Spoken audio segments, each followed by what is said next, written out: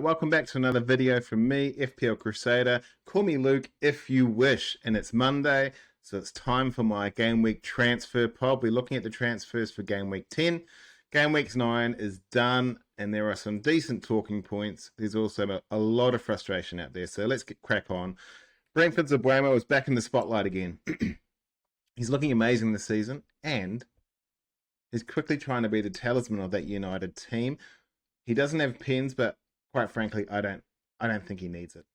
But the big question today is Mbeumo essential again? Or are there better routes emerging as we head to Game Week 10? Now, their fixtures aren't flash straight away, but he's a player in form. The United fan base is huge, so they'll back him straight away. So, let's have a look at my points first. Look, I'm not really happy with this. I had a massive tank of 52k.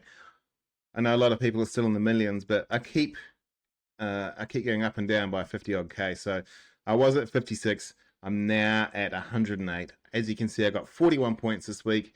Pretty much everyone tanked it except Eze, who scored against his old club. Gokarez, I'm looking to get rid of him, mate. I don't really think he's going to be there for me long term. He's just not getting the chances.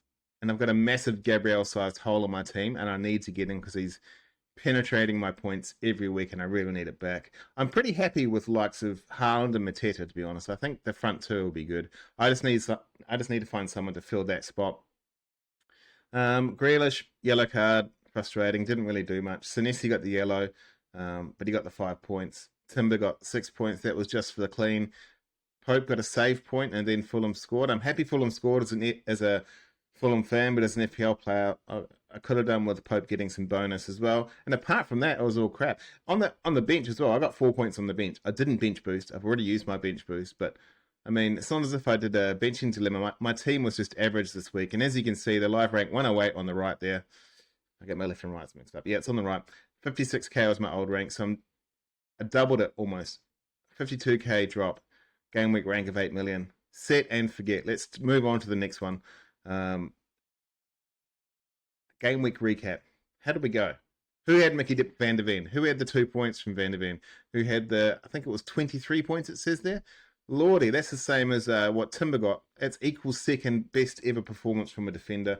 If you picked it, well done. If you didn't, I don't believe anyone that picked it. So, especially at home to Everton, I would have expected Everton to reverse that score on that fixture 3-0, and they would have scored the same goals that Van der Ven should have scored. So it's very strange. I didn't see that coming. Matty Cash got the goal against City. Once again, if you played Matty Cash against City and got the benefit, well done. My man Eze, I've been waiting on him to get some good points. So he got 11, which is fantastic. Without him, I was on 30. Devastating. And there's a whole bunch of people who brought him Rodon because certain content creators had him. So if you did that, congratulations. And Casemiro did well as well. But in reality, no one's really looking at him unless you can't get to Mbeumo. And then you're probably going to go Xhaka off Sunderland because once again, they've won. And now they're top 2, top 3. I think they're second. They're coming into a disastrous run of fixtures. Sunderland, but they still look good. XGI per 90 over on the right there. Haaland's way out in front at 1.29. And I keep saying this every single week. If you can get Estevao in your team, 0.87, he will do very well. Mateta at 0.82, Gakpo at 0.72, and Mbeumo at 0.6. Those are the best for XGI per 90, non-pen. If you had pen, you're going to have the likes of Bruno and Illiman and Dye in there. So let's have a focus on the main person I wanted to talk about today. And that man is Bryan Mbeumo. I think Bryan Mbeumo is a superstar. I think he would benefit from Bruno Fernandes leaving the club. I know that's very controversial. I know Bruno Fernandes is amazing, but he's one of these players that can really pick up the team and carry them on their back. He's got good supporting cast. Cunha played very well. Sesko's there as well. I think that front three looks really good now. And if they had the likes of Bruno replaced by, I don't know, a Casemiro from 10 years ago, or a Pedri, or they're not going to get someone of that quality with that European football. But if they get holding midfield, if they get Baleba or something like that, or someone like that, I should say, I think they'll just go to the next level. Bruno's still an amazing player, don't get me wrong, but it's hard to fit all these amazing attacking talents in your club if you've got all these great players. So for me, let's have a look at Bryan Mbeumo. 8.1 million now. He's the same price as Antoine Semenyo. Let that sink in. He started at 8. Semenyo started at 7.5. But you'll see later over the last 4, he's done very well. 18.7% ownership. That's because you are a Manchester United supporter. No one really saw this coming. He looked good, but he didn't look spectacular. I forgot to put the ticker on there. All right, it's on there now. 18.7. Expect that to skyrocket over the next few weeks. So he's got 4 goals, 1 assist. He's got 8 bonus. Expected assists at 2.04. Expected goals 2.89, which is very high. And 4.93 combined. Non-penalty XGI makes him right up there. We can look at his heat map. He's bang on the right, but he's getting into those good positions. He's getting towards goal. He's got corners too. So if they start getting some corners to Slabhead or somewhere else in the box, Cisco gets corners. Well, he should be getting corners. He's a big boy. He's going to get some assists as well, but he's scoring goals as he feels fit right now. So I think he should do pretty well over the next few fixtures. They got Nottingham Forest away. I expect Dyche to shut the door essentially at some stage. Then they got Tottenham. As we know, Tottenham are a hit and miss. They've got a great manager. That their manager might know how to manage Bryan Mbeumo. That's the only thing. Then they've got Everton, Palace, West Ham, Wolves. They've got a good run of fixtures now. They're turning into a decent run. If you take away Spurs and Palace, it's a really good run of fixtures, and I think he could do pretty well. He plays every minute. We've seen that when he was at Brentford, and he loves carrying the team on his back. In the last 4 game weeks, he's number 1 for midfielders in terms of points. Overall, for XGI, he is second, behind his teammate Bruno Fernandes, and you'd expect that to change over the next few weeks. I think now Bruno's getting more and more confidence in his attacking front 3. They'll start getting more and more chances, and their XGI will go right up. Big chances created, he's second, once again to Bruno. Non-penalty XGI, he's third. And chances created, he's fourth. So expect those assist numbers to get up. But also, I'm expecting the goals to keep coming. All right, apologies for that. The OBS crapped out. I'm not sure why, but we're back. All right, so as I was saying, Bryan Mbeumo, all the stats look really good. Over the last 4 weeks, he's looking pretty schmick. So I think it could be the season of Bryan Mbeumo, especially in November and December. I think he'll do pretty well. But where does he rank against the field? So I've brought up 4 midfielders here who we can compare him against. As I said to you earlier, he's the same price as Antoine Semenyo. Enzo Fernandez has a few good fixtures coming up. And without Palmer there, he's the talisman and he's on pens. Ellerman and Dyer is on pens for Everton as well. But as we know, they don't seem to get pens. And Mo Salah, he's the one coming back. He scored a goal, so we need to compare him against Mbeumo as well. There's still a 6 million difference in their price, but I wanted to look at their performances over the last 5 game weeks. And we start with Semenyo. He is the number 1 midfielder for the entire season. He's got 7 goals and assists in the last 5 game weeks, 6 bonus, and 2.3 XGI, and that's dominated by a massive 2.01 XG. If we look at Enzo, his numbers aren't that flash over the last 5. Just the 1 goal, only 2 bonus. He's got 2.07 XG and 2.6 XGI, which is higher than Semenyo, but he's just not getting he's not converting at all. 15.0% ownership. He's 6.78, a couple of price increases. So he'd be a little bit disappointing for his owners over the last 5. He does have an injury cloud, but I think he's fine now. Ellerman and Dyer's on pens. 1 goal, 1 assist, 1 bonus over the last 5. 3.17. Interestingly enough, his assists have gone up to 2.09. So him and Grealish have changed, really, in terms of XA and XG. Grealish was heavier on the XA at first 4. As we know, in game weeks 2 and 3, he got 2 assists in each game. But now that he's shooting more and Grealish is getting back to his old self, it seems like... Okay, let's have a look at a couple of my drafts. Right now, we've got Danny Welbeck looking at us front and centre. So if I was going to bring in Danny Welbeck this week, and Gabriel, who I really need because I'm hemorrhaging points there. So I'll take out Gokares and I'll take out the injured Anderson. And this is how my team would stack up for game week 10. I haven't done the transfers yet. I'm going to wait till deadline for these transfers, I think, or at least an hour before, just so I can clear my head a little bit. I got Semenyo starting, which is fine. Away to City, I think he can do well. I have benched Senesi, just because I I've got better defenders, and I want to play 3 at the back. So I got Timber, Gabriel, and Munoz. All have decent fixtures for themselves. I got Semenyo, Eze, Grealish, and Reinders, Mateta, Welbeck, and Haaland. So it's a pretty strong front 3. I like my defense. I've got Gakpo, Diouf, and Senesi on the bench. So if I was to have my 2 free transfers, it would be Gyökeres out, Anderson out, who's injured, and Gabriel and Welbeck. And here's another one as well. If I want to bring in Mbeumo, it would be Gyökeres out and Reinders out because he's done nothing recently. I mean, he's probably going to chip in with a couple of goals at some stage, but how long do you wait? He's cheap enough where I can just bench him, or I can just get rid of him, I think.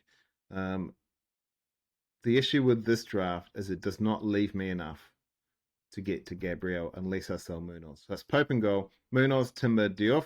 I played Diouf at home to Newcastle, which is bad. Mbeumo, Eze, Grealish, and Semenyo. It's a pretty strong midfield, to be honest. And Mateta, Welbeck, and Haaland. So it's Gyökeres and Reinders out, and Mbeumo and Welbeck in.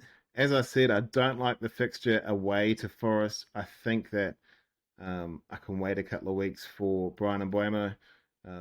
Hopefully he doesn't rise too much, but I've got 0.5 in my bank if I need to get him on the previous draft.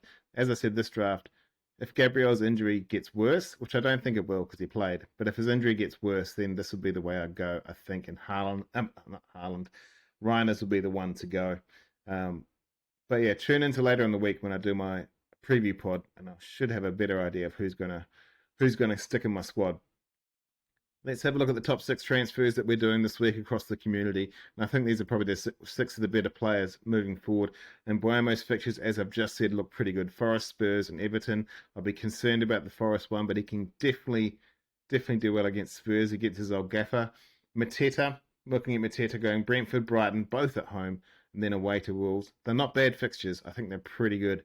If we look at Igor Thiago there, Crystal Palace, Newcastle, and Brighton. Tougher fixtures. I'm not saying they're flash. They're not hard, but he has proven he can score. But I think those ones are a bit tough for me. He does have 6 goals already, so that's pretty good. Danny Welbeck has 5 goals. He's got Leeds at home, which should be good for Brighton. They will concede. However, they should win. They've got Palace away and Brentford at home. They should do well in that Brentford game. I'm probably looking to bench him against Palace away because I think Palace are going to get back on track. And they could end up being a little bit like an Arsenal or a Newcastle where they go defence first. If we look at Walter Made there, 6 points, 8 points, and 2 points. So he smashed the woodwork against Fulham, which is unfortunate for him, but it ruined his confidence. But it's up to the Newcastle midfielders to get him back on track and give him some more opportunities moving forward. 34 points, though, pretty good considering it's his first season. He's really hit the ground running. 4 goals. West Ham, Brentford, and City. Away to West Ham, he should do good. Dan Burn should do good off the set plays. And Saka has Burnley, Sunderland, and Tottenham in the next 3. He loves all 3 of those fixtures. I expect him to do very well. Expected points over the next 5 is Haaland at 40, Semenyo 35, and Mbeumo 35, and Grealish is 30, and Saka is 28. Notice Gyökeres isn't there. Notice Gabriel isn't there. Because he's flagged, he doesn't rate very high on these algorithms. He would probably up there near Haaland and Semenyo. Bloke's getting between 9 and 15 points per game, so you can't really sneeze at it. So these are probably the top 6 transfers I'd see. There's not a lot of midfielders who are extremely consistent at the moment. It's all in the forward range. And one of my previous pods I did a few weeks ago shows that last season, of the top 20, over half of them were forwards. So in terms of points, I should say, at the end of the season. It might change this season because of DEFCON and defensive points, but just because forwards don't get those extra points doesn't mean they're not the ones scoring the goals, which ultimately gives you the most amount of points in Fantasy Premier League. Fixtures. Let's have a look at fixtures now. Now, Crystal Palace are up top, so the annoying 3 or the 3 that will be everyone's go-to now will be Sarr, Mateta, and obviously Munoz. I got Brentford, Brighton, then in 14 they got Burnley and Fulham, and Wolves in between that as well. It's looking really good. Fulham's actually got some pretty good fixtures coming up too. If Emil Smith-Rowe can get continued starts, I think he should do pretty good. I think he's looking very dangerous, but with Smith-Rowe it's consistency, that's the issue. Third here is Brighton, Leeds, Brentford, West Ham over the next 6. And then City's got a tough run in the first 3. I'm looking at game week 11 for City versus Liverpool as my captaincy change. Also, it should be interesting to see whether A, City play Liverpool back into form, or B, City I wouldn't say they're going to ruin their season already, but can push them right down the table. Forest actually have some pretty good fixtures. If they can get their head around how to play Diceball, they should be pretty good. If we go down to the bottom, the worst 5 fixtures are Villa, Burnley, Brentford, Sunderland, and Leeds. A lot of these teams you want to target, you don't really want their players. As I said, Sunderland's in third, but they've had good fixtures, and I think moving forward, we'll see them slide down the table. They could already have enough to avoid relegation. Get that through our heads. Expected goals conceded, Arsenal at 4.2, Newcastle at 7.3, City at 8.0. City are almost double Arsenal, and City are third best. It shows how good Arsenal is this year. Spurs at 8.5, but the worst is Burnley, who are outperforming their XGC because they're not conceding as many goals, 14.8. West Ham at 14.7 are a disgustingly bad team. And just behind them, I couldn't fit it into the graphic, was actually Fulham, which is depressing to say the least. I'll try not to finish on such a negative note, but thank you very much for tuning in. I hope your arrows are green and your differentials scored hat tricks, and I hope that during the week you get some time to relax and think about those transfers that could help you move up those ranks. Don't forget to like and subscribe, it really helps, and thank you for tuning in. Have a good week. Cheers.